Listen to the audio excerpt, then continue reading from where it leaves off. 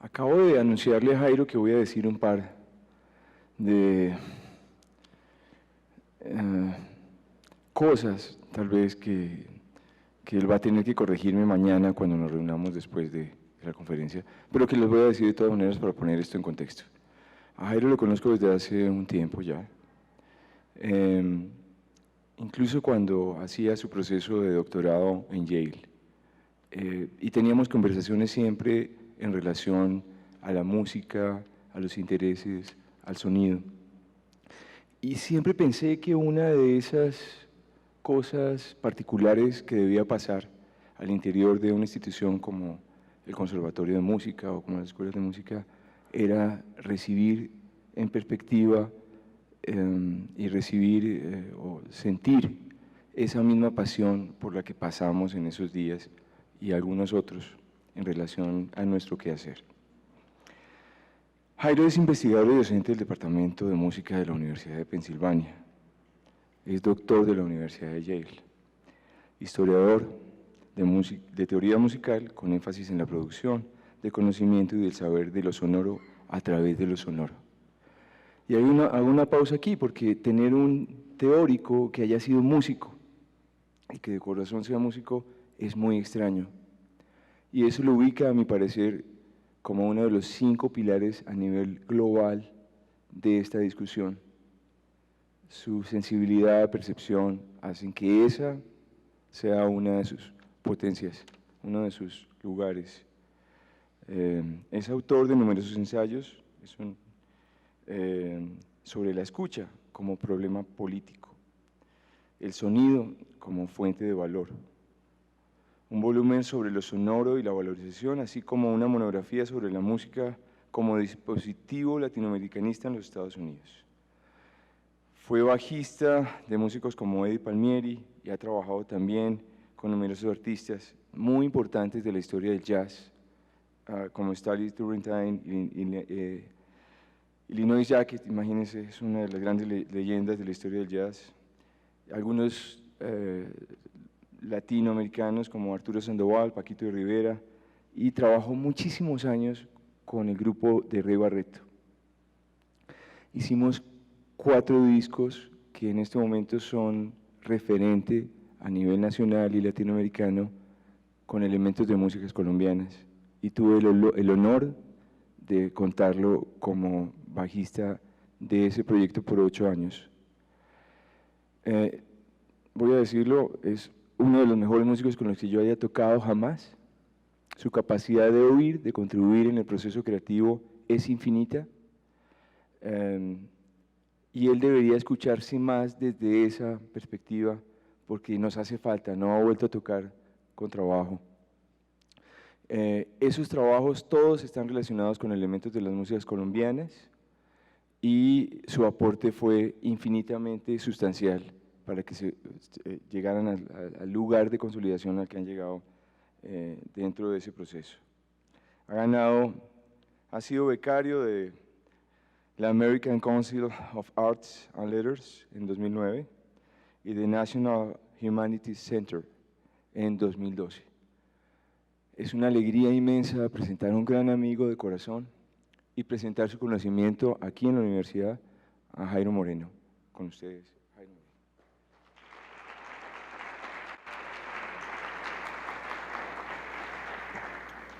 Primero que todo, gracias Antonio por las palabras. Sin duda mañana hablaremos de ellas. Estoy muy feliz de estar aquí en este contexto, en este entorno. Ha sido unos días bastante intensos, digamos, para mí, intelectual y afectivamente, hablando con colegas que trabajan aquí, con estudiantes muy interesantes.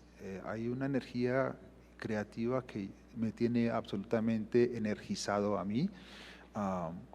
Y estoy muy feliz de compartir con ustedes un poco. Les agradezco a todos quienes han hablado conmigo por su tiempo, por su escucha. Es muy importante para mí. ¿Qué más puedo decir? Le quiero agradecer a Virginia Gutiérrez, a Antonio Arnedo y también al Departamento Administrativo del Conservatorio, a Gloria y a Marta, personas de nuevo fundamentales para esto. El título un poco bobo, ¿no? un gesto más que un raciocinio sobre esto. Quiero comenzar con una serie de ejemplos auditivos. En cada uno escucharemos una conglomeración diferente de sonidos parciales, también se conocen como los sonidos armónicos. Estos acompañan toda producción sonora. La idea es esta: aunque escuchamos una unidad, esta está compuesta de varios sonidos, agudos, sutiles. Esta unidad y su resonancia constituyen lo que se conoce como el cuerpo sonoro. En primera instancia, creo que escuchemos lo que Marin Mersenne describía en su Armonía Universal de 1636 al 37. Decía él que dado el silencio adecuado y un alto grado de concentración, uno pudiese oír un sonido fundamental mezclado con sonidos más agudos pero menos pronunciados.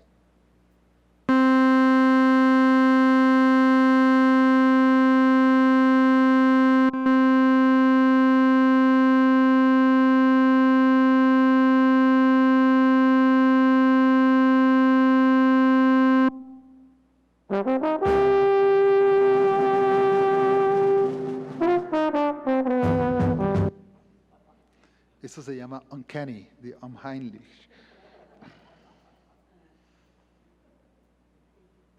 En el siguiente ejemplo, escucharemos, está basado en lo que el descubrimiento de Joseph Savert, el padre de la acústica, quien en 1701 presenta a la Academia Real de Ciencias de París su descubrimiento de la existencia y verificación de estos sonidos parciales. Una cuerda sola, resonante, dice él, contiene muchas formas simultáneas de vibración más rápidas que la vibración primaria, la fundamental abajo, lo cual da razón por la coexistencia de varios sonidos en un solo sonido fundamental grave. Ahora, yo tenía un chiste, en la filmina, no quiero ponerla, hay una imagen donde dice Savert y no hay sonido. El hecho es que él era sordo. El padre de la acústica era sordo y no podía escuchar él mismo. Dependía, sin embargo, de sus ayudantes para escuchar. Entonces vamos a continuación a escuchar lo que los ayudantes, presumimos, decían poder escuchar. Es un sonido más brillante, quizás un poco estridente. Vamos a ver.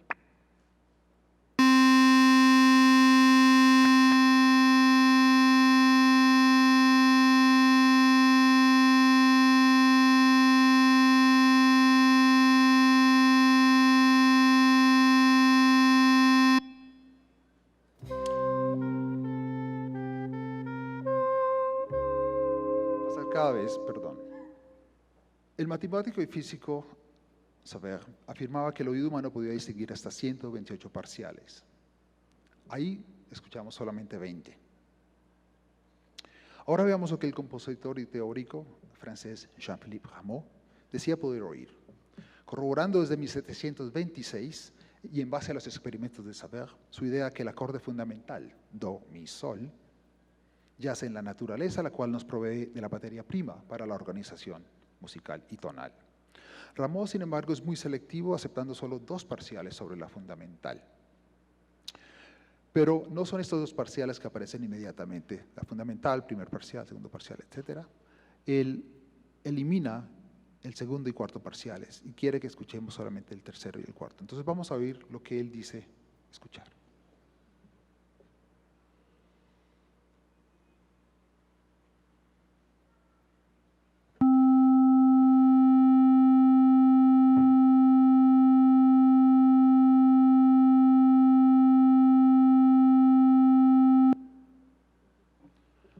Ópera Pygmalion de Rameau, donde él, este es 1748, donde él escribe en el momento, en la tercera escena, Pygmalion dice, ¿de dónde vienen estos sonidos tan maravillosos que brillan con tanta intensidad? Y en ese momento aparece el acorde dispuesto justo como él lo piensa, o sea, él orquesta, diga, por así decirlo, el acorde fundamental de acuerdo a la manera que escuchamos, pero quiero pasarlo por alto en este momento.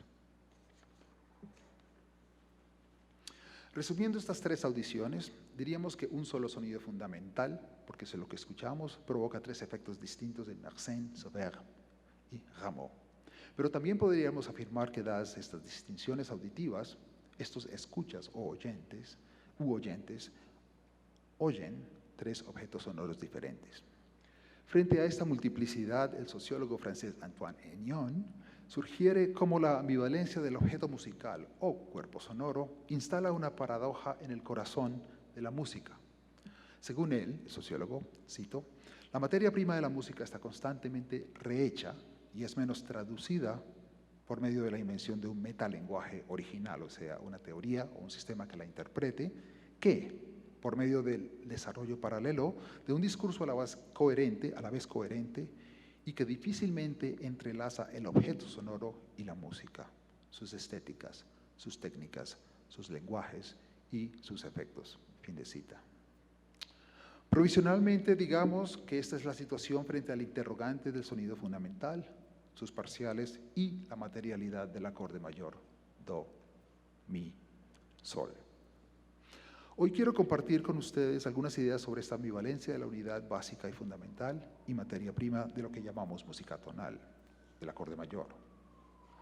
Rameau es la figura central en esta narrativa, pues no solo se le considera como fundador y creador de la teoría de la armonía y de hecho del concepto moderno de la armonía, sino también como pieza clave de disputas en la Francia del siglo XVIII sobre el carácter de lo sonoro en relación a los límites y capacidades de la escucha humana. En juego está nada más ni nada menos, creo yo, que la definición de la naturaleza y del tipo de racionalidad, a la vez científico y digamos metafísico, que define al hombre moderno en este momento histórico del iluminismo francés.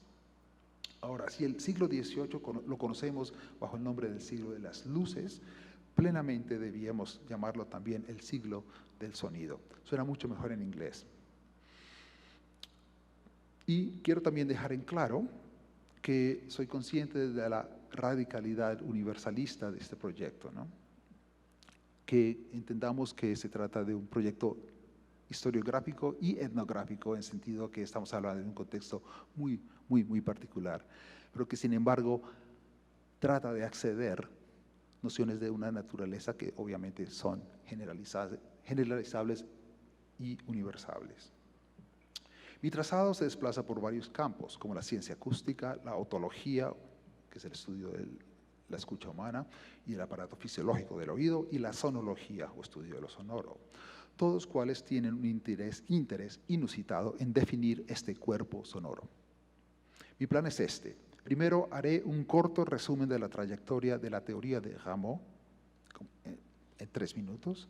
En la segunda parte me centro en los debates alrededor de la percepción y sensación del cuerpo sonoro en su teoría. Tercero, me desplazo a considerar la perspectiva de la otología.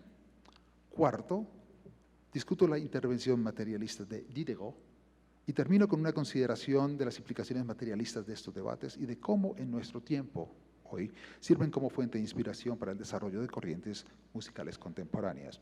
Y a partir de ahora voy a anunciar el subtítulo de cada parte.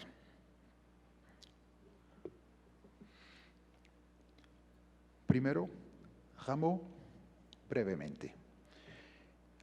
Esta es una lista muy reducida de los escritos más significados de Rameau.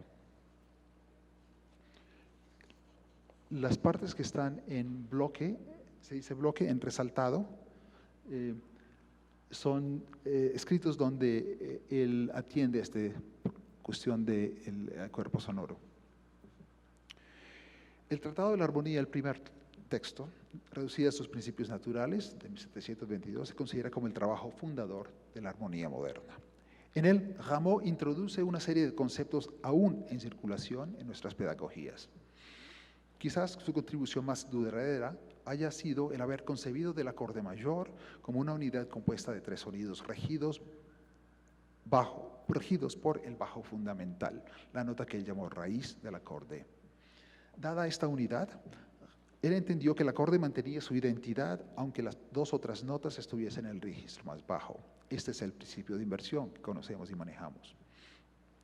Además, propuso que los acordes se movían también bajo el ímpetus de intervalos idénticos a los intervalos que constituían el cuerpo sonoro. O sea, un acorde solo puede concatenarse o encadenarse cuando su bajo se mueve por una quinta, que es uno de los intervalos entre do y sol, o una tercera, que es el intervalo entre do, mi o mi y sol. En pocas palabras, Rameau le dio un orden vertical a la música y usó ese orden para establecer la sintaxis que gobernaría su movimiento horizontal. Ahora, todo esto fue desarrollado a partir de las divisiones de la cuerda que conocemos como el monocordio. Y discúlpeme si mucho de esto es muy básico para estudiantes de música. Si dividimos el monocordio, tengo una imagen.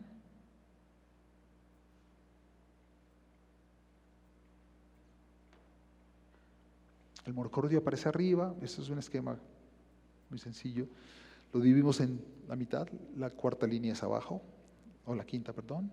Obtenemos la proporción 2:1, produce la octava. Si la dividimos en 3, tenemos la proporción 3:2, las dos cuerdas inferiores que producen el intervalo de la quinta, y así sucesivamente hasta que llegamos a la proporción 5:4 que produce la tercera, do, mi. El monocordio es muy importante, obviamente, en la historia de la teoría occidental. Mi director de tesis siempre me decía que la teoría es la segunda profesión más antigua de la humanidad, ¿no? Comienza con Pitágoras. Veamos aquí, por ejemplo, una imagen clásica de Gafurius en latín, enseñando una clase de música en la que se ve las proporciones 3, 4 y 6, se ve un compás y se ve también como tubos, ¿no?, de una longitud. No, el monocordio no está aquí, pero sí está su principio, su lógica organizadora. Y como sabrán también, está bien, gracias. El monocordio, pues, desde Pitágoras, Boecio, Gafurius se considera como el primer tratado de teoría cuasi moderno.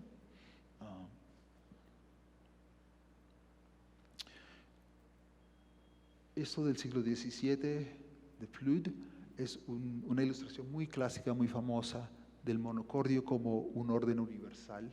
Se ve la mano divina tocándolo y produce todas las proporciones adecuadas para el bienestar cósmico, terrestre, humano. Es muy lindo.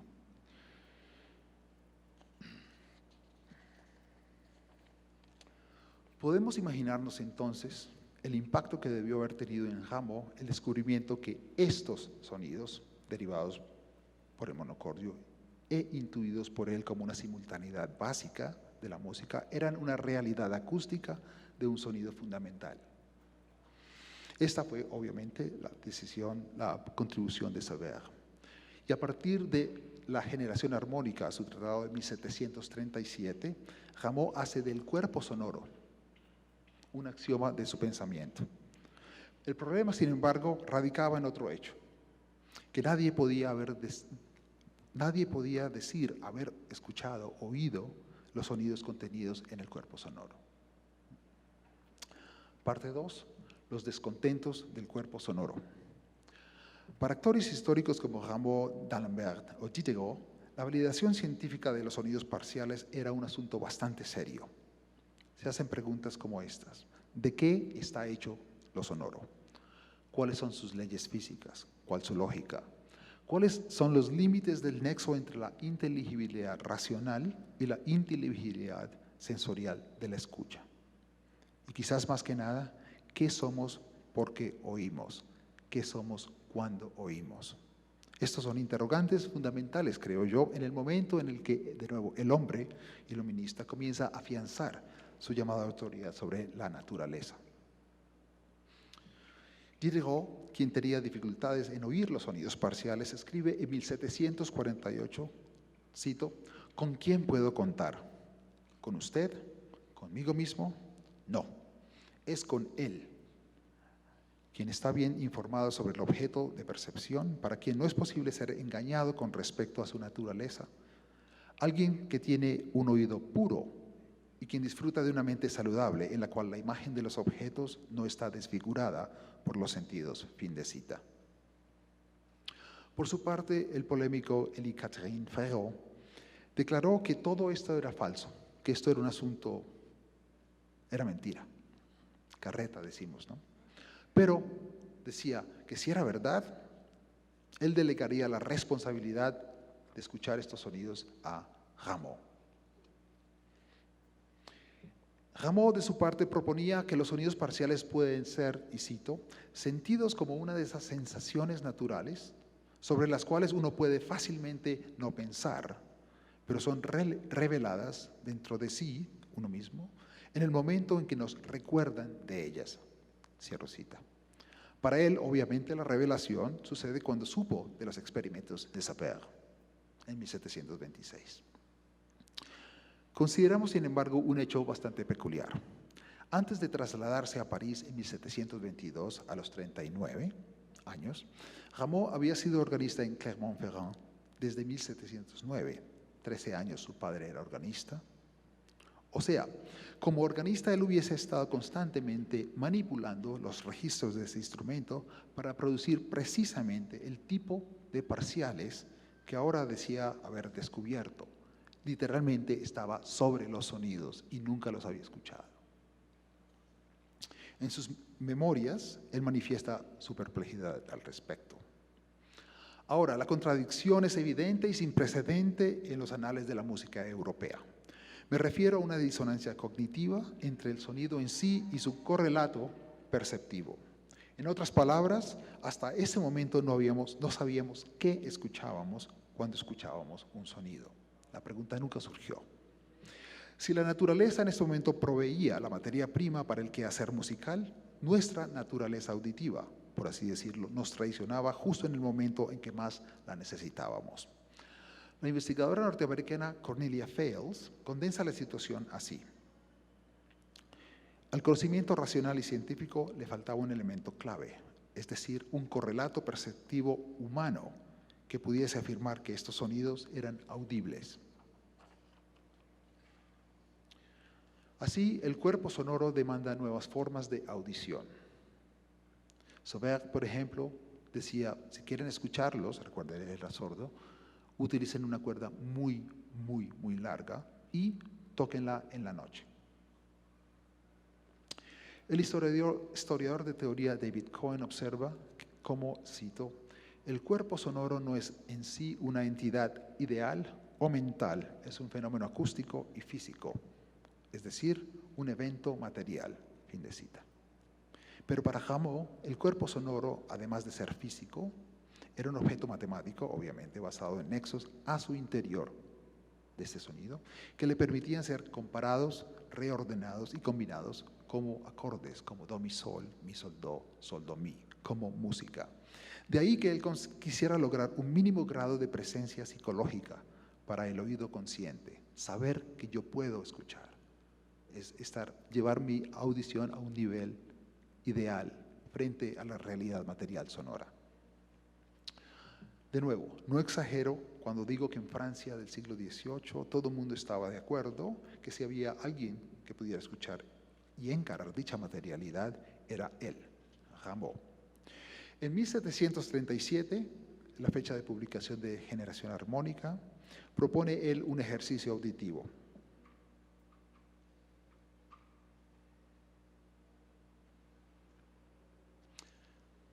Se ve más o menos, ¿no? Imagínese la quinta o la tercera mayor del sonido fundamental con el propósito de predisponer el oído para que sienta estas consonancias.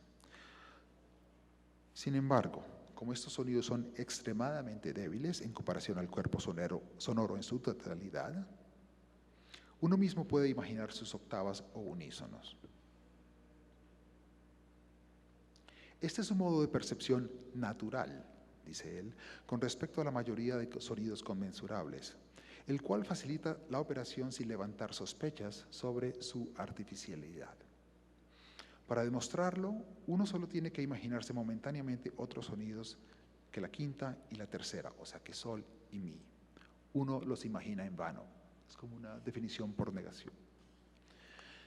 Aquí Rameau desarrolla o propone una técnica auditiva muy peculiar, pues básicamente pide que operemos como si fuésemos una mezcladora de sonido.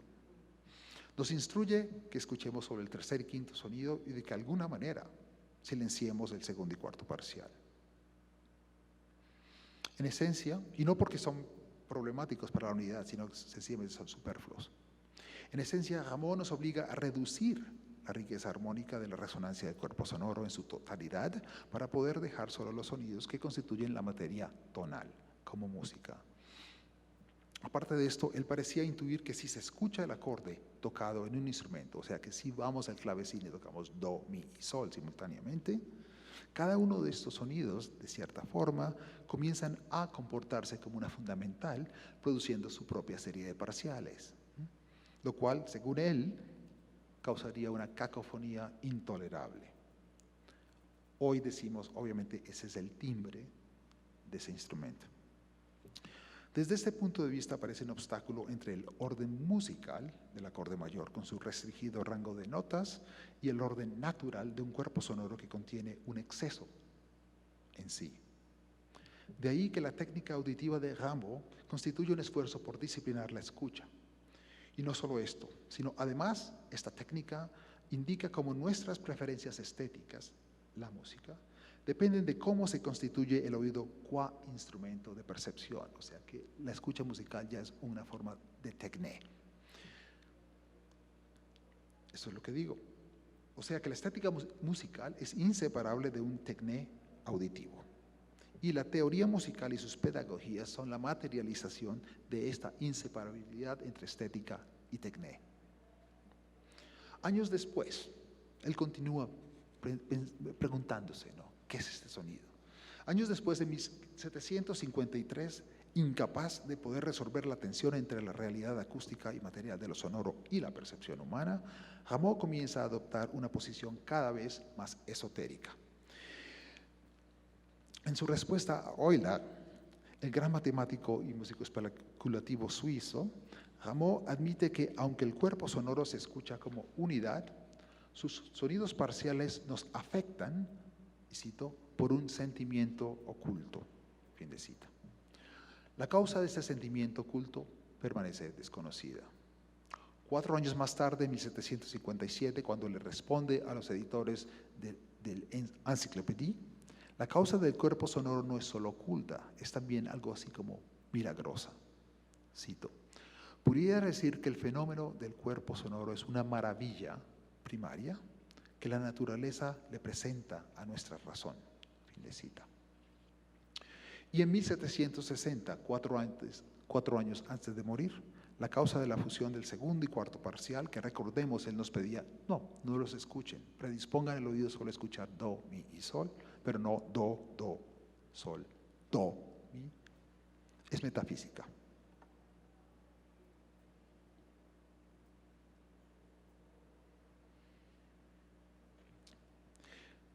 Cito, esto es de 1757. El truco que la naturaleza usa para prevenir que confundamos las proporciones de la octava no debe sorprendernos mucho. Primero, ella encadena sus términos, 1-2, 1-3, 1-4, 1-5, y luego ella calla aquellos que deben resonar más fuertemente, es decir, 1-2 y 1-4, todas las réplicas de la fundamental.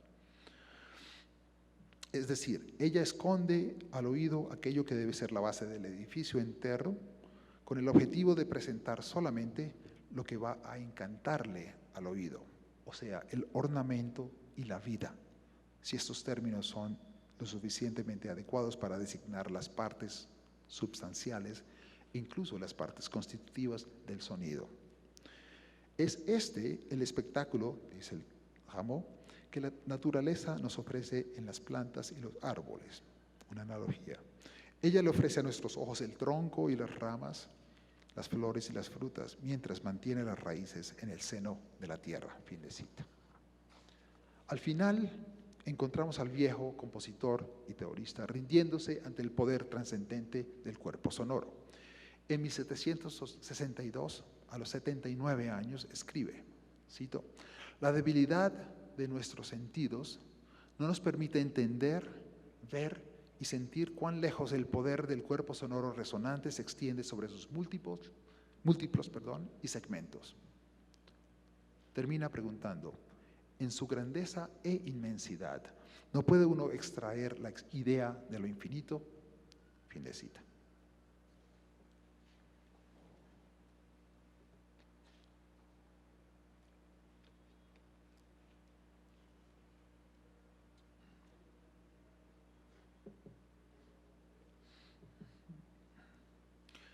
Quizás no sea un buen lugar para parar lo infinito.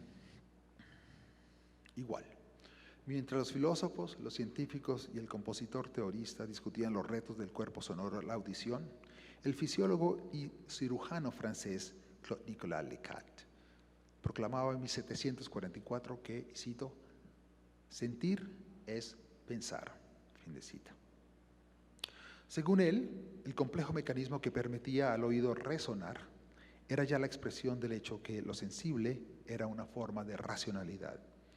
Y aquí me refiero al trabajo del musicólogo Veit Ehrman. Si sentimos y percibimos, decía Lescat, es porque la facultad de la escucha posee la capacidad de hacer de lo sonoro algo inteligible. Lo que está en juego es esa inteligibilidad. Desde su perspectiva, la razón de ser de lo sonoro, corresponde a la razón de ser del arreglo fisiológico del oído humano. En una materialidad dada en la cóclea, la membrana basilar, el nervio auditivo, los pequeños huesitos y todas estas cosas, nuestro oído posee la capacidad de ser el correlato de la materialidad de lo sonoro, entendido como ondas desplazándose por el aire. En pocas palabras, si hay resonancia es porque nuestro oído también resuena en simpatía con lo sonoro. No existen aquí ansiedades con respecto a la audición de sonidos fundamentales o parciales, ni tampoco opera aquí el imperativo de tener que restringir el número de parciales audibles y no audibles. La diferencia es entre el sonido del fisiólogo y el tono del musicólogo. Lescat consideraba la escucha como el encuentro entre el mundo físico y lo estético, y entendamos lo estético en el sentido clásico griego de la percepción en sí y de la sensación, no como el juzgar las calidades de la belleza y de las artes. Para él, la cóclea era el nodo donde la capacidad del órgano de la escucha podía recibir el objeto de percepción independientemente de si dicho objeto fuese armónico o inarmónico, o sea, consonante, disonante y también lo que al final de cuentas llamaríamos ruido. Para esto, él propuso 3 principios básicos que explicaban la racionalidad de la escucha. El primero lo llama armonía, el segundo gradación y el tercero progresión. Bajo el principio de armonía, número 1, la cóclea vibra en relación armónica con cualquier sonido que encontramos. Bajo el principio de gradación, la percepción entra en una relación de continuidad con lo sonoro, pues el oído y el sonido, de forma igual, tienen umbrales imperceptibles. Esto es como una clase de multiplicación y el establecimiento de un continuum, ¿no? Algo inquebrable, pero sin embargo que tiene sus límites después de los cuales un sonido no es perceptible. Lo que conocemos como frecuencias, después de cierta frecuencia lo escuchamos, bajo cierta frecuencia no escuchamos. Finalmente, bajo el principio de progresión, la escucha presupone un tipo de división infinitesimal del número de fenómenos acústicos que el oído puede distinguir. O sea, es la inversión, digamos, conceptual de la gradación. Los sonidos pequeños. Es aquí que el fisiólogo invoca a Sauveur, quien en su Tratado de la Teoría de la Música de 1697 había desarrollado una división logarítmica de la octava en 3010 unidades. Imagínense en un piano con eso. En base a esta división, Lescat concluye que el oído es capaz de distinguir 9632 tipos de vibración de tonos musicales. No está mal, ¿no? Como Leibniz, Lescat se adhiere a una noción de continuidad basada en la premisa que notables percepciones surgen progresivamente en fenómenos demasiado pequeños para ser registrados, percibidos en sí, pero que sin embargo pueden ser divididos en innumerables partes constituyentes, que sentimos que hay un cambio pero no lo podemos medir. Ese es el principio de continuidad. La convicción, digamos, fisicalista del fisiólogo encarna el optimismo racional iluminista. Para LeCat, el sonido existe y nuestra relación con él está fundada en el grado con que podemos calcular científicamente nuestras capacidades y nuestros límites auditivos. Entre mejores herramientas analíticas tengamos, más sabemos de nosotros. Una posición obviamente moderna y modernista sobre el progreso y nuestra maestría sobre la naturaleza, en este caso el sonido. Esta línea de pensamiento alcanzará su apoteosis en el siglo XIX con el desarrollo de la ciencia psicoacústica en Alemania, de la cual tenemos como ejemplo Helmholtz Stumpf. Ahora, una diferencia importante, creo yo, entre la fisiología de LeCat y la estética racionalista de Rameau, que es obviamente racionalista, radica en cierto imperativo ético de parte del músico. Esa es mi defensa de la música. Como hemos visto en las discusiones alrededor de los sonidos parciales, la escucha del cuerpo sonoro forma parte de un debate público alrededor de estos sonidos.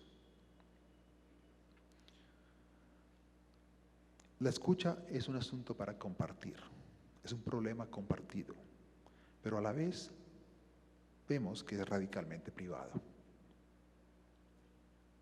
Si bien podemos compartir el acto de escuchar, es mucho más complejo compartir lo que escuchamos. De igual manera, el cuerpo sonoro constituye una cosa pública, una res pública. Y es importante notar esta dimensión ética que está de por medio en estas discusiones que no parecen ser de principio éticas. Parte 4. El materialismo encantado.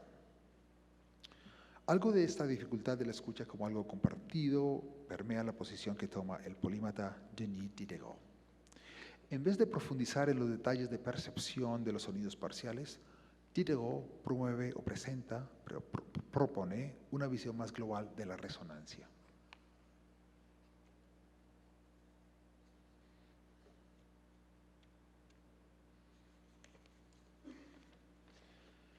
En su libro de 769, La conversación entre D'Alembert y Diderot, el carácter D'Alembert argumenta que el raciocinio demanda que cualquier objeto permanezca en su lugar, estático, para así el intelecto poder afirmar o negar ciertas cualidades. Es un modelo muy visual, epistémico. Para saber algo, para conocer una cosa, tenemos que tenerla frente a nosotros y así poder mirarla. A esto el carácter Diderot responde diciendo que es justo por eso, por esa razón, que él compara las fibras de nuestros órganos con cuerdas vibrantes. De acuerdo a esta analogía, una cuerda continúa resonando después de haber sido tocada, lo cual hace posible que nuestro entendimiento pueda considerar esta u otra calidad del objeto sonoro. No solo eso, una cuerda vibrante hace que otras cuerdas resuenen. De igual manera, nuestro entendimiento y raciocinio funcionan como si fuesen cuerdas vibrantes, un pensamiento activando otro y otro y otro y otro, en una serie sin fin e impredecible. Dice él que si este fenómeno se observa en cuerdas que son, por definición, inertes, ¿cómo no es posible que lo mismo suceda entre los puntos vivos, su teoría atomística, e interconectados y las fibras sensitivas que constituyen el cuerpo humano? No es posible, dice él. Esta es, por supuesto, la famosa metáfora del hombre clavecín y de la resonancia como un modelo para la constitución de la materia en general. Más que metáfora, sin embargo, Diderot propone una ontología primaria en la cual no existen distinciones a priori en la materia, una ontología en la cual todo está hecho de puntos vivientes, su noción de los átomos que son interconectados y constantemente en un fluir uno al otro. La materia de Diderot se autoorganiza y sus innumerables interacciones la transforman. Esta ontología de Diderot propone una continuidad radical, de hecho una resonancia radical entre todo lo que existe. Reemplaza el modelo mecánico por un modelo hidráulico, como ha dicho Michel Serres, y un modelo acústico que forma una o crea una inmensa red donde solo existen diferencias, si las hay, de acuerdo a nuestras necesidades humanas de experiencia. La materia es todo lo mismo, nosotros introducimos por nuestra condición humana ciertas diferencias. La existencia de los fenómenos puede ser o necesaria, en el caso de la matemática, la física y otras ciencias exactas, o contingente, en el caso de la ética, la política y lo que él considera ciencias especulativas. Creo yo que la teoría musical y la percepción sonora caben dentro de esta dualidad, a la vez necesario y contingente. ¿Por qué? Porque esta se complementa al tratarse de la materia. Y si la materia está dada en el modelo acústico sonoro, entonces el sonido es lo que, de cierta forma, nos ayuda a entender qué es la materia. ¿Qué es la materia en Diderot? Cito, el principio primario de las cosas naturales, el cual forma todos los cuerpos a través de diferentes arreglos y combinaciones. Fin de cita. En resumen, comenzamos a vislumbrar algo, creo, un poco diferente a la atención de la que habla el sociólogo Enion. Recordemos que según él existe un discurso paralelo a la materia sonora y musical. Sin embargo, creo que más que un discurso paralelo, las posiciones de Rameau, Lecat y Diderot apuntan a una serie de disposiciones frente a experiencias y vivencias posibles de lo sonoro. Eventos recientes en nuestro tiempo sugieren que nos acercamos poco a poco al encuentro entre discurso y experiencia del cuerpo sonoro. Este encuentro, sin embargo, como escucharemos, veremos, no es absoluto. Parte 5, la final, los espectros de la ilusión. La lucha de Rameau con el cuerpo sonoro pudiese haber sido un pie de página de la esotérica historia de la sonología francesa del siglo XVIII. Vale decir, claro está, que los preceptos básicos de su teoría proveyeron el fundamento para la pedagogía generalizada y sistematizada en la fundación del Conservatorio de París, una institución cuyo modelo jugó un papel determinante, creo, en nuestra propia institucionalidad pedagógica colombiana y en muchas otras partes. Sin embargo, es significativo que los aspectos más matemáticos y especulativos de estas teorías fueron inmediatamente eliminados con el objeto de un estudio pragmático y empírico de la armonía al servicio de la composición. Eso sucedió bajo el trabajo de Catel, el fundador del Conservatorio de París. Aún así, el espectro de Rameau retorna, como los espectros siempre retornan, a Francia en la figura del espectralismo. Esta corriente cuenta entre sus figuras claves compositores como Gérard Griset y Tristan Murail y se caracteriza por un retorno al cuerpo sonoro como matriz material fundamental y lógica de organización, justo lo que había hecho Rameau. Apoyados en la tecnología del espectrograma, estos compositores logran el sueño de un análisis preciso del contenido total, tonal del cuerpo sonoro. Armado con esta información, Griset compone parciales, partiel, en 1975. La tercera parte de su obra, Espacios acústicos, se llama Parciales. Es un trabajo clásico de la música contemporánea, creo, y él explícitamente se refiere a cómo este constituye la apoteosis de la ilusión de Rameau. La ilusión de registrar la riqueza la ilusión de registrar la riqueza del cuerpo sonoro como obra estética, como trabajo musical. Escuchemos el comienzo clásico, muy bien conocido, de Parciales.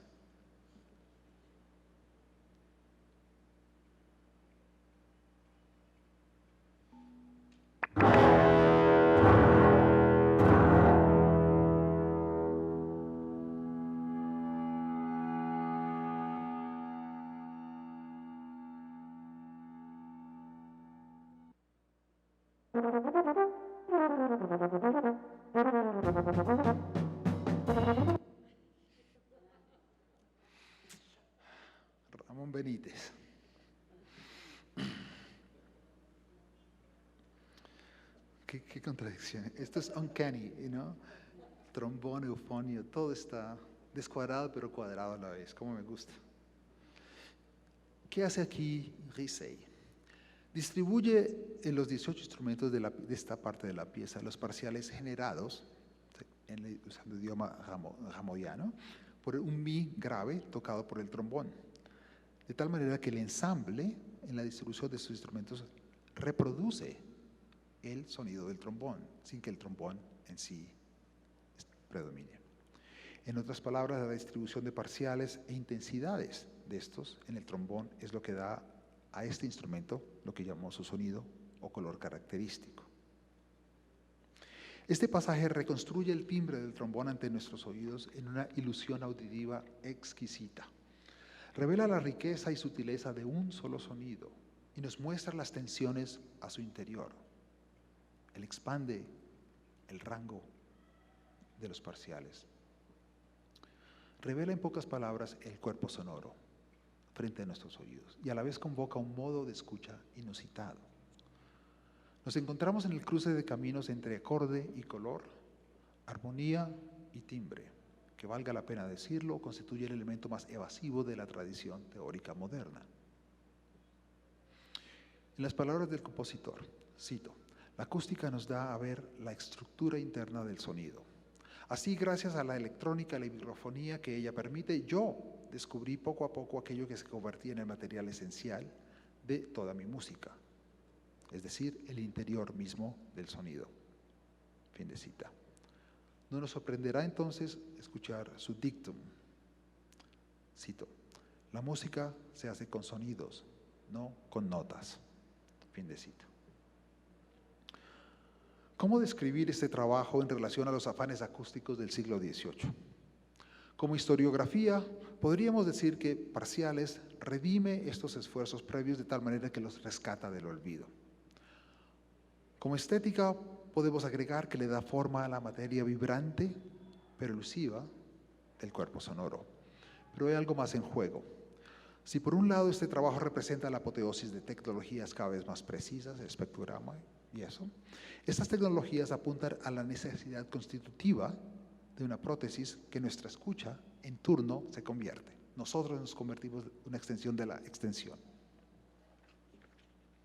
El cuerpo sonoro de Risey nos convoca a contemplar, primero, sus componentes individuales. Segundo, el proceso bajo el cual están agregados unos a los otros. Tercero, la mediación tecnológica que los actualiza. Y cuarto, los principios epistémicos que traen a nuestra conciencia los componentes, o sea, número 1, su agregación, número 2, y su mediación tecnológica, número 3. Es una constelación o una red. Pero en el momento en el cual la percepción se acerca a la ontología sonora misma, el interior sonoro, surge la posibilidad de contemplar como una tradición, la francesa, una práctica, música contemporánea, y por qué no decirlo, una sociedad, aparece como un entrecruce de ontologías. Consideremos el caso de la naturaleza. Quizás Raymond Williams decía las dos palabras más difíciles de definir, naturaleza y cultura. Consideremos naturaleza. El cuerpo sonoro es a la vez natura naturans, es decir, la materia organizada en un orden trascendental eterno, y natura naturata, una fuerza que sin causa es capaz de generar nuevas formas. Otra mirada al sonido. Parado al borde de este precipicio, de esta doble naturaleza, Rameau trata de cerrar la brecha entre lo sonoro y lo humano a través de sus propuestas de la técnica auditiva, pero intuía que la multiplicidad del cuerpo sonoro y la causa de la entremezcla de sus partes no podía ser sometida, en última instancia, a los esfuerzos disciplinarios de sus raciocinios. No quiere decir que no lo hizo, pero sencillamente al final de su vida, de nuevo, adoptó una posición radicalmente metafísica. Se percataba de lo obstinado que es el cuerpo sonoro en relación a nuestros esfuerzos y de su capacidad de condicionar de modos heterogéneos las acciones de científicos, materialistas, especulativos y compositores. Lo sonoro y la escucha tienen un efecto directo en la producción de modos de relación y distribución de capacidades, y estas actúan como una máquina diferenciadora de ontologías, o lo que Bruno Latour llama modos de existencia. El cuerpo sonoro en sí lo entendemos, pero algo de él no es susceptible a nuestros intentos, ya sean racionales, perceptivos o estéticos. A la vez, lo sonoro convoca varios modos de ser racionales, perceptivos o estéticos en nosotros. Sin embargo, podemos ir más allá de este perspectivismo occidental en el cual el punto de vista crea el objeto, el sujeto como algo central. Decir, o cuando digo que el cuerpo sonoro convoca varias técnicas auditivas, implica la posibilidad de que el punto de vista cree el sujeto, no el sujeto el punto de vista. Y un último fragmento musical ilustra lo que quiero decir, quizás.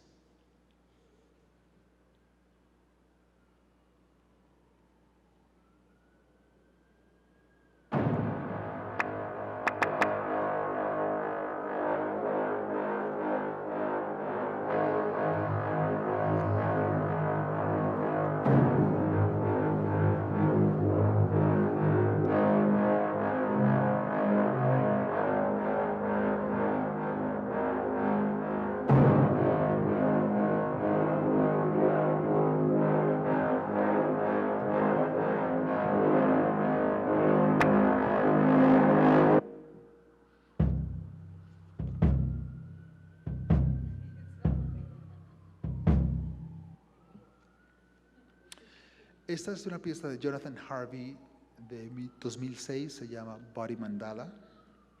En ella él se inspira en los Dzogchens de Tibet, unos cornos como los cornos suizos, de los Alpes suizos, profundos, cuya resonancia, dice él, Harvey, hace que el cuerpo resuene y se entibie en varios puntos chakra. Este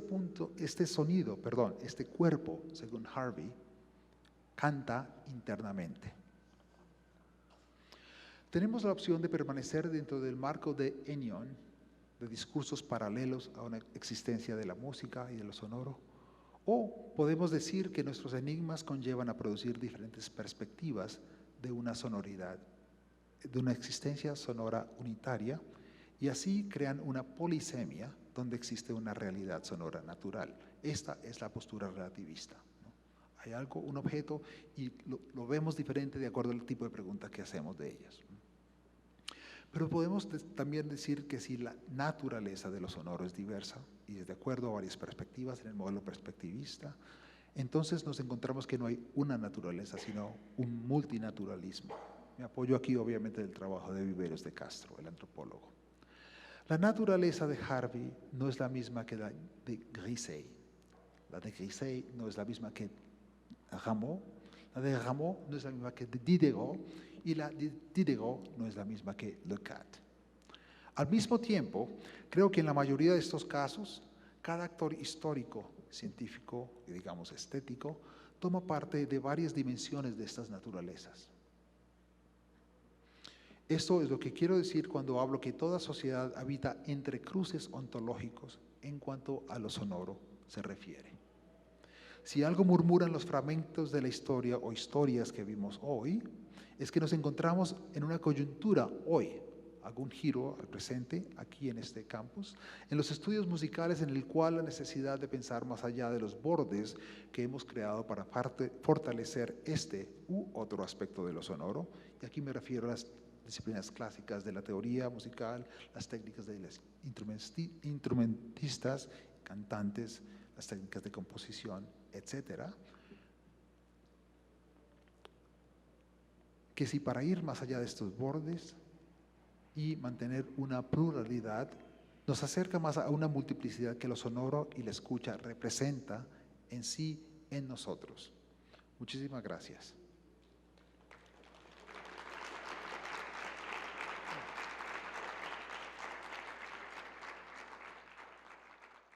Buenas noches.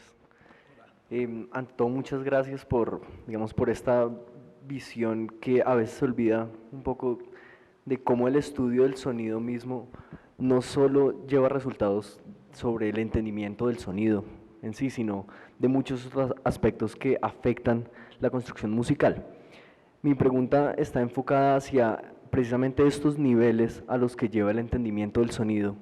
Mismo mencionabas primero que el estudio como de la construcción del sonido lleva a ciertos intervalos que más adelante van a estructurar lo que sería como el acorde, y además van a estructurar la secuencia de un acorde a otro. Entonces la relación, por ejemplo, de progresiones de quintas y de terceras, que son los intervalos que generan precisamente la tríada.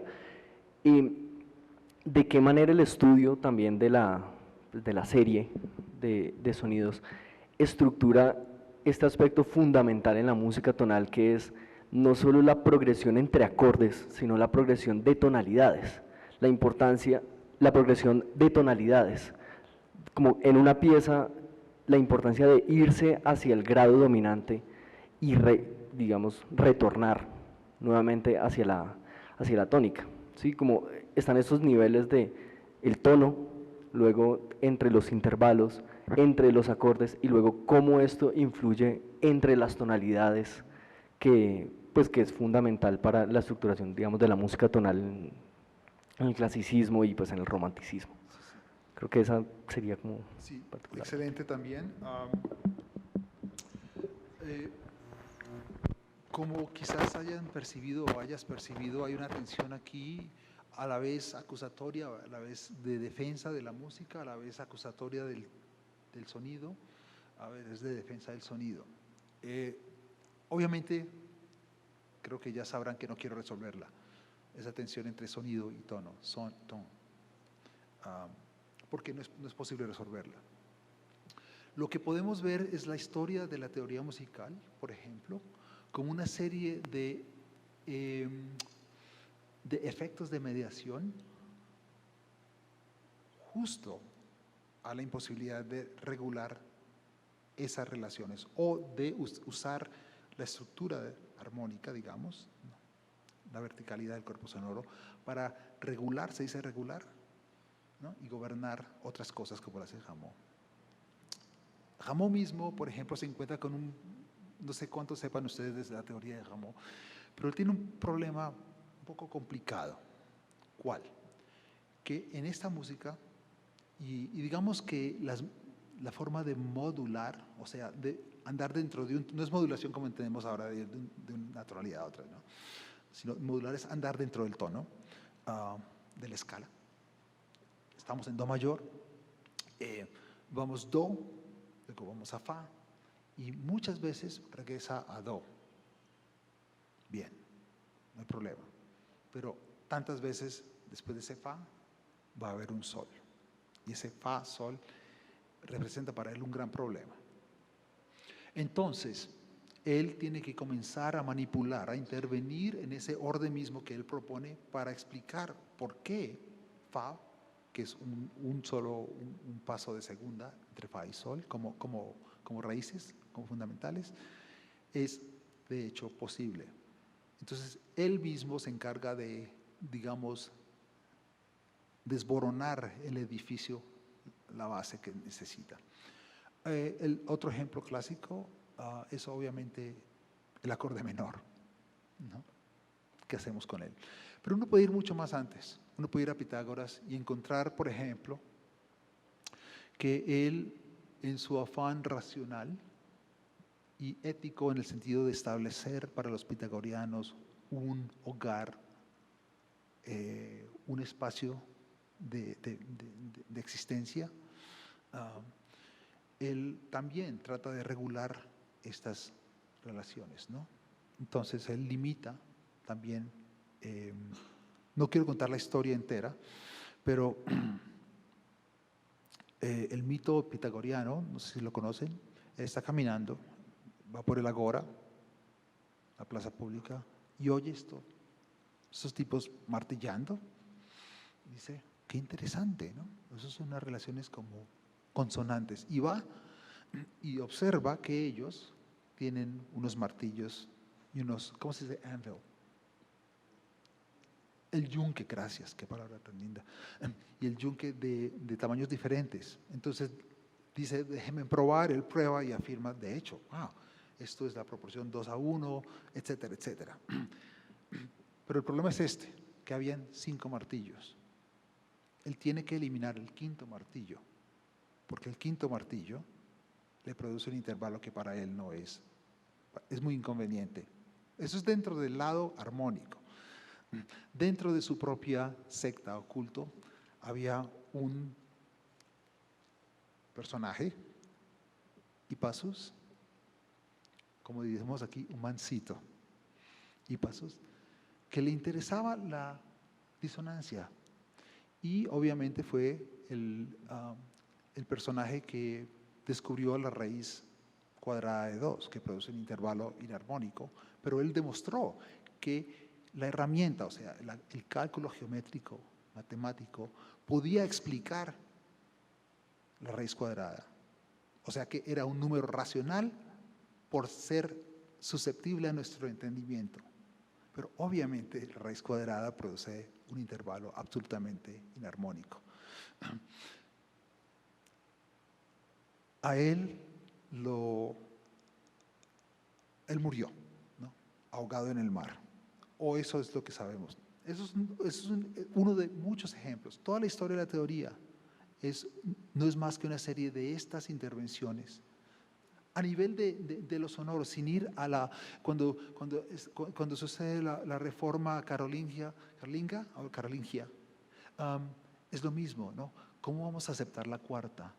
¿No? Entonces regular el canto y no hemos dicho nada del temperamento, ¿no? de la afinación, que es la otra cosa, ¿no? Que desde la coma pitagoriana estamos peleando por eso. Por el otro lado encontramos entonces alguien como Harvey, y no quiero leonizar a él ni decir que esta es la respuesta, ¿no? Para quien sencillamente aceptar esta multiplicidad es el hecho estético ya musical, esa es la estética. Incluso la música de Grisey está organizada en su devenir, digamos, en sus concatenaciones de acuerdo a estos principios. O sea que es posible trabajar, extenderlos y realmente no hay un límite, ¿no? El límite es nuestro siempre. Entonces es lo que quería decir alrededor de esa. No quiero, es una tensión irresoluble, ¿se dice? Y que es precisamente, creo, lo que suscita nuestra pasión y nuestro interés, nuestro temor a la vez de lo sonoro. Y podría hablar de un proyecto de investigación que están llevando a cabo aquí, fabuloso, con marimbas de Chonta, en el que todas estas cosas están allí, o sea, estas mismas problemáticas, la búsqueda de una lógica, la búsqueda de un entendimiento, la búsqueda de una posible relación cultural a través de lo sonoro y la imposibilidad de ella, ¿no? Está todo allí. Y por último, no olvidemos, está Sueli aquí, no olvidemos que no he hablado de la voz humana. Estamos habitando un mundo sonoro de metales, maderas, cosas así. Y tenemos este aparato, ¿no? Este aparato como fundamental también, que siempre va a contradecir. Es un aparato leibniziano en ese sentido, pero más que eso, ¿no? Es un aparato de multitudes sonoras más que de magnitudes sonoras. O sea que quizás el problema es constitutivo humanamente en ese sentido. Justo tocaste el tema de la pregunta que fue un porcentaje de la motivación de una discusión hace un tiempo en relación al sonido y el entorno.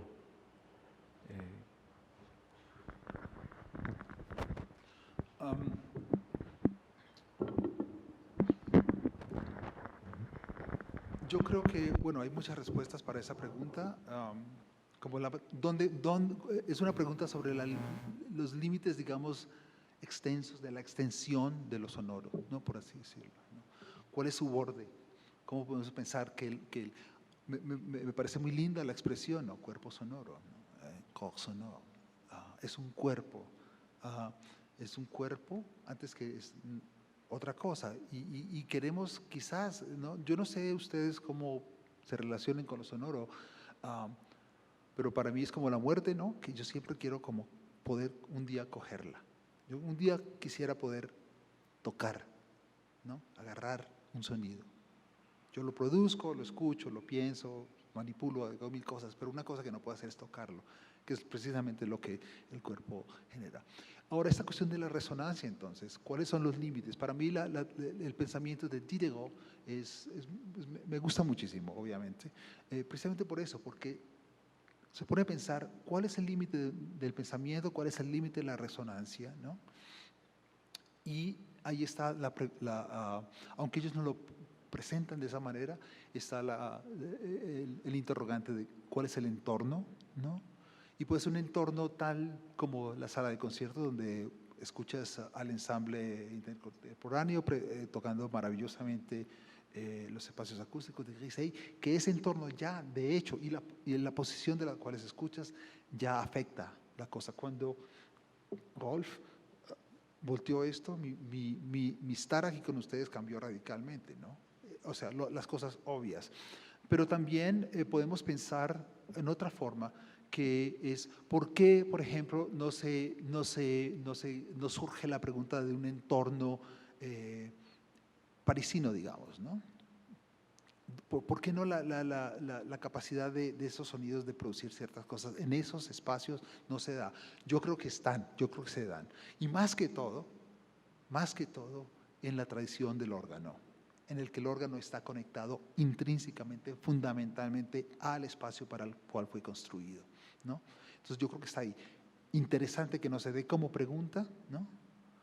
Y que esta pregunta haya surgido más en estudios, digamos, etnográficos contemporáneos, desde el 70 hasta acá, en el que vemos como otras sociedades hacen de esa, digamos, extensión sonora lo más fundamental. Yo tengo un trabajo, no quiero hacer propaganda, pero voy a hacer propaganda, con parteras de Buenaventura. Y lo que me interesa es los sonidos antenatales. ¿Por qué? Porque es una forma de ser sonora, digamos, en el que tiene que haber una mediación de la partera en conexión con una vida, digamos, latente, y en el cual la madre, en cuyo cuerpo, en cuyo espacio está esa vida, para ella es imposible escuchar la vida que ella está generando. Me parece una cosa impresionante del problema, digamos, humano de la resonancia y de la inhabilidad de la aporia del toque, ¿no? De tocar. Es interesante que en español digamos tocar música, ¿no? Obviamente. Y hay otras formas de ver eso. Ha habido un giro, digamos, auditivo últimamente, y el trabajo de un filósofo, Jean-Luc Nancy, es muy importante en esto porque él mira a la escucha y a la resonancia como algo que nos sobrelleva y nos permea, ¿no? Entonces pensar en la impermeabilidad del sujeto como algo impermeable o permeable surge cuando surge la pregunta del sonido, y de hecho entonces el espacio subjetivo cambia radicalmente, ¿no? Tú mencionaste, bueno, como que en esta idea de, digamos, escudriñar el sonido, en un momento hablabas de que uno de los ejercicios como para entender de alguna forma la pureza natural de ese sonido era el tratar de no oír ciertos parciales. Como, me quedé un poco como con la idea esta filosófica de la dialéctica, en la que se observa un objeto como para entenderlo mejor, trato de negarlo de alguna forma, justamente para buscar cómo funciona ese objeto. Últimamente, pues en la teoría, digamos que he visto que se ha escrito mucho pues sobre teoría musical en relación con la filosofía y en relación específicamente con este asunto de la dialéctica. Pues no sé, digamos, no es una pregunta específica, sino más como desarrollar un poquito más esa idea sobre dialéctica, justamente, ya que lo mencionabas, como cuando observo un sonido. Y en relación con lo último, digamos, ahorita recuerdo Schmalfeld, Janet, que escribe pues mucho en relación con Hegel y todo esto, y me doy cuenta que desde Ramo pues está pasando un poco eso con la observación del sonido. Sí, gracias. Es interesante la pregunta y haber imaginado que hay una negación, que el cuerpo sonoro es una negación de la negación, que es la descripción de la dialéctica, ¿no? Suprimes estas dos cosas, las niegas, porque ellas niegan el cuerpo sonoro. El cuerpo sonoro está aquí. A ver, ¿en qué orden lo hago así, de esta dirección dialéctica así? El cuerpo sonoro es algo dado, una unidad. Pero hay algo que lo niega como percepción y hay que sobrellevarlo, hay que negar esa negación para resultar en el cuerpo sonoro adecuado para la música. O sea, el cuerpo sonoro de Rameau, que tiene solo estos armónicos tercero y quinto y la fundamental. Es posible pensarlo así. Obviamente es un poco anacrónico, porque no. Más interesante es esto. Y creo que ya entramos a Hegel, ¿no?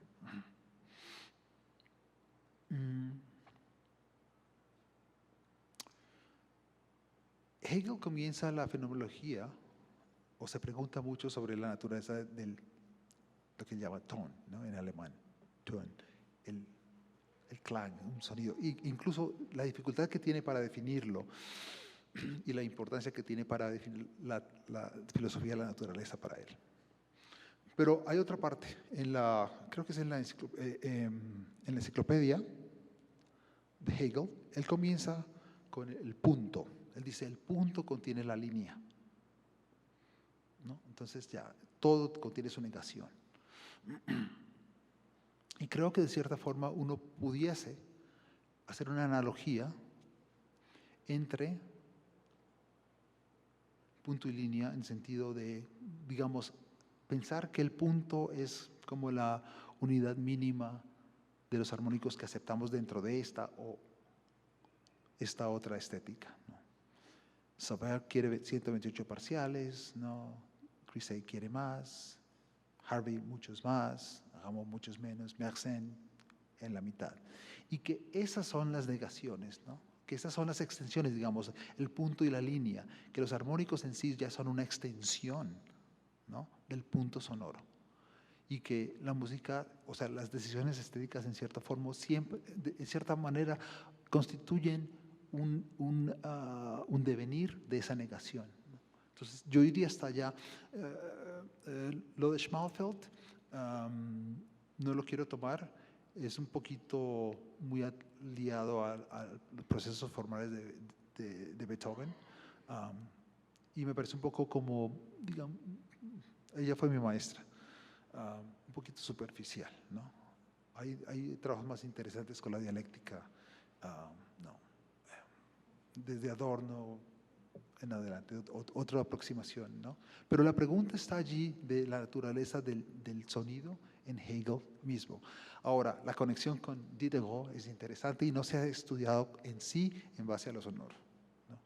Yo tengo un estudiante muy bueno, un doctorado que ya se graduó, Steven Smith, yo creo que va a ser como el adorniano de su generación, de la generación, y él está trabajando mucho en eso, ¿no? En la naturaleza de la naturaleza, en ese pensamiento y cómo el sonido es lo que les abre unas posibilidades, ¿no?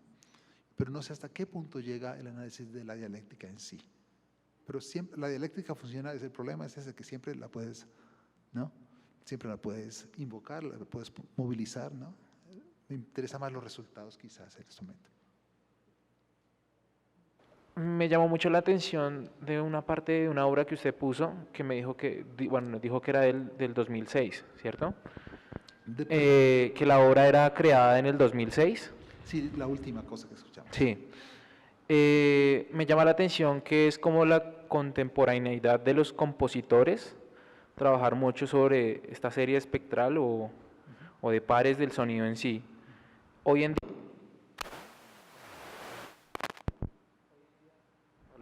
Hablo. Hoy en día, bueno, yo estudio composición acá.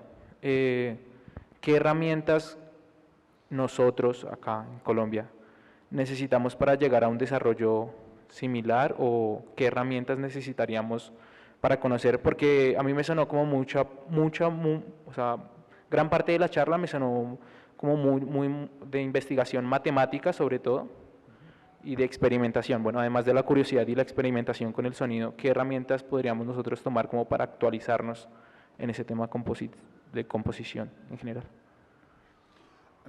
Mira, voy a ser honesto, no sé. Ayer tuve una conversación para mí muy interesante con un grupo de compositores y mencioné algunos nombres, ¿no? De personas en la escena de Nueva York, digamos, que están empujando límites, ¿no? Y son personas, a propósito de la otra pregunta, ¿no? Que están trabajando mucho la voz humana y repensar sus capacidades, como siempre, ¿no? Una persona se llama Kate Soper, Kate con K y S-O-P-E-R, ha escrito una pieza que mencioné ayer sobre las sirenas, en la que ella realmente empuja la capacidad de la voz de producir ciertas cosas, no solo en sus alturas, frecuencias, pero la forma de hacerlo, ¿no? Muy, muy interesante. Entonces yo le invité a los estudiantes con que hoy envié un email diciéndoles, bueno, estos son algunos de esos personajes que están haciendo esas cosas, ¿no? Y yo creo que como siempre, ¿no? La escucha. Y otra de las cosas que surgió ayer en conversación, incluso el maestro Parra estaba con nosotros, nos acompañó, y nos pusimos a hablar un poco como los viejos, ¿no? ¿Te acuerdas cuando éramos jóvenes uno no encontraba ninguna partitura de nada, no sé cuánto, pues obviamente hoy en día hay muchos más recursos de adquisición, una voracidad enorme, ¿no? De hecho, el problema quizás es un exceso de archivo, ¿no? No saber qué hacer con un archivo en el que tenemos todo. Pero en un sentido más pragmático no sabría qué decirte, ¿no? Yo creo que tratar de hacer espectralismo no funciona. Otra forma de ver esto podría ser, y quizás Antonio nos pueda decir algo, que muchas de las músicas, digamos, vernáculas de Colombia están muy comprometidas, de hecho, con esas vivencias de lo sonoro así muy radicales, ¿no? Y las estamos comenzando a pensar. El proyecto de Ochoa, ¿cómo se llama? Juan David, con las gaitas, ¿no? De análisis sonoro de las gaitas, el proyecto que están llevando a cabo actualmente aquí, que envuelve profesores del Departamento de Física, Sociología, Antropología, Etnomusicología, estudios musicales. Me parecen todos apuntes, direcciones muy productivas. ¿Por qué? Porque justo hacen lo que tú me preguntaste al comienzo, ¿no? Te obligan a atravesar estos modos ontológicos de ser, ¿no? Más que de hibridizar y transculturizar y bla, bla, bla, bla, bla, bla. Está bien si uno quiere usar esos lenguajes, pero es realmente vivir otra existencia, precisamente por el clase de sonido que uno puede como dejar que lo invada uno, ¿no? Parece un poco, no, New Age, pero en verdad yo creo que la escucha de hecho es esa posibilidad. Mi pregunta es acerca del cuerpo sonoro como tal, desde el punto de vista digamos, de los instrumentistas que generamos el cuerpo sonoro. Y mi pregunta puntual es cómo las propiedades mismas del cuerpo sonoro en la época de Rameau, por ejemplo, la afinación y la envolvente que genera el cuerpo sonoro en esa época, se ve afectada con la invención de, digamos, nuevos instrumentos y además nuevas tecnologías que nos permiten alcanzar ideales planteados en esa época, como por ejemplo el afinador electrónico que nos permite un temperamento igual real en el siglo XX, y cómo ontológicamente cambia el cuerpo sonoro con esas transformaciones estéticas desde Rameau, digamos, hasta la Segunda Guerra Mundial. Sí. Excelente. Recordemos, si podemos, otra de las cosas de no poder, la evanescencia de lo sonoro, el ejemplo de Rameau. La única forma en que pudiese yo reproducir esto, es porque tenemos el recurso a las ondas sinusoidales puras, ¿no? Oír solamente el fundamental. Eso no, es una imposibilidad en cualquier otro sentido. O sea que ya de hecho esto contiene un cambio, ese no es el cuerpo sonoro, ¿no? Y tienes razón de que digamos, el desarrollo tecnológico cambia el número de posibilidades que existen, pero también cambia las técnicas nuestras, las técnicas de cuerpo, que tienen que adaptarse a los rigores de los instrumentos tecnologías nuevas, ¿no? Desde tocar cuerdas de metálicas a nuevas embocaduras, todas esas cosas, ¿no?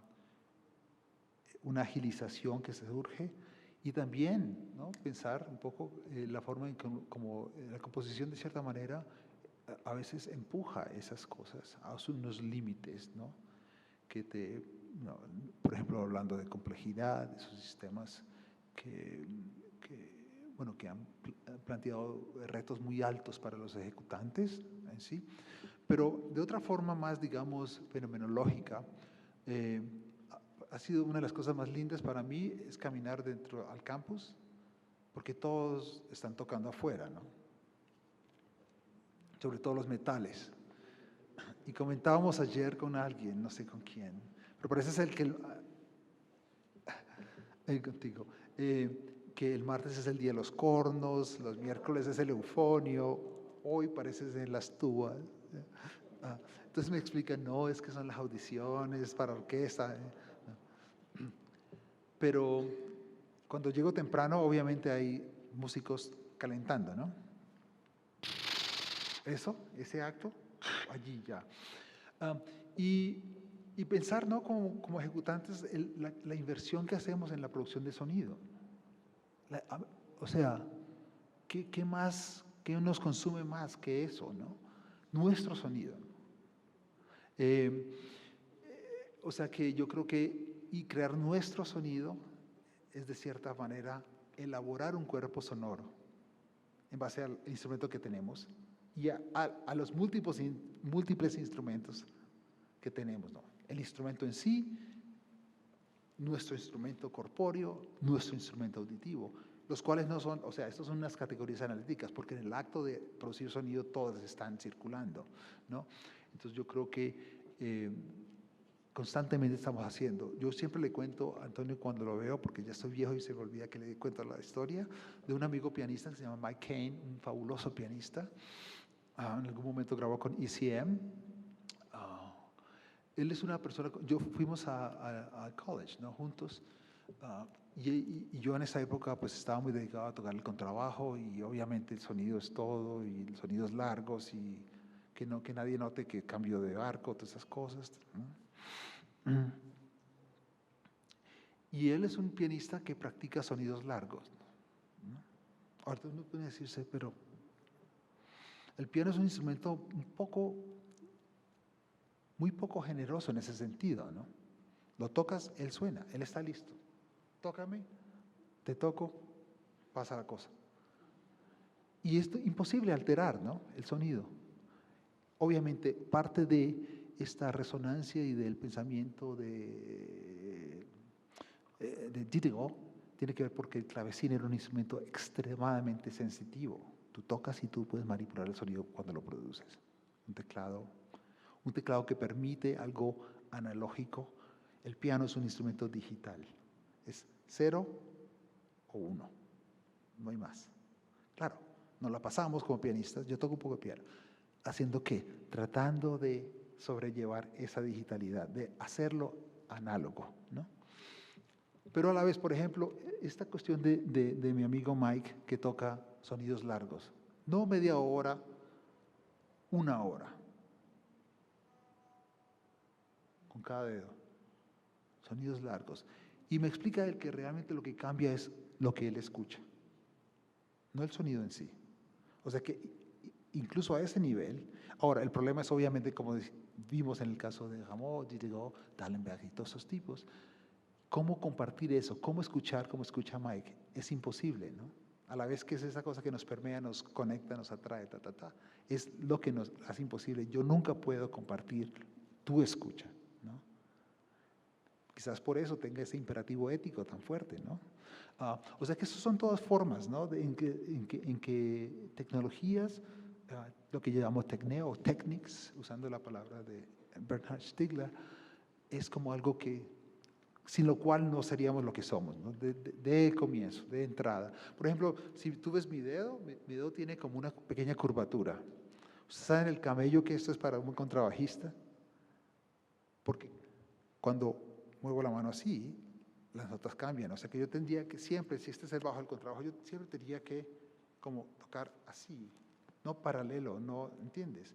A ese nivel, esa minucia nuestra, conocemos nuestros cuerpos, conocemos todas los detallitos que hacen producir o no producir un sonido. O sea que es una pregunta que se extiende más allá de las tecnologías, digamos, prótesis externas reales, ¿no? Todo es protésico en esta perspectiva y siempre estamos envueltos en el proceso de construir, de manipular este cuerpo sonoro. O sea, yo creo que es inevitable, ¿no? Por último, el afán de reencantar el mundo, ¿no? Porque la tesis beberiana, ¿no? El desencantamiento del mundo por la racionalidad, el temperamento siendo como emblemático en ese proceso. No sé si conocen a Manfred Stanke, es un estudiante de Ligeti, hace unas piezas para DX7, el Yamaha ese, y piano y arpa y otras cosas muy interesantes, porque lo que hace es sencillamente como sacarlos encontrar el lugar entre ellos, ajustando la afinación, ¿no? O sea que allí, en el momento en que la tecnología nos permite todo con el DX7 y también el Korg M1, son los instrumentos más avanzados de los 80s, alcanzan un nivel de emulación de la voz humana impresionantes y esas cosas. Este chico, Daniel Villegas, está trabajando sobre justo eso. Que utilizamos eso para reencantar el mundo, para, como, digamos, utilizar la tecnología en contra de sí misma. Porque la tecnología obviamente ya tiene, hablando de negación, su propia negación. O sea que es un proceso en el que estamos siempre, ¿no? Bueno, ya mucho. Muchas gracias.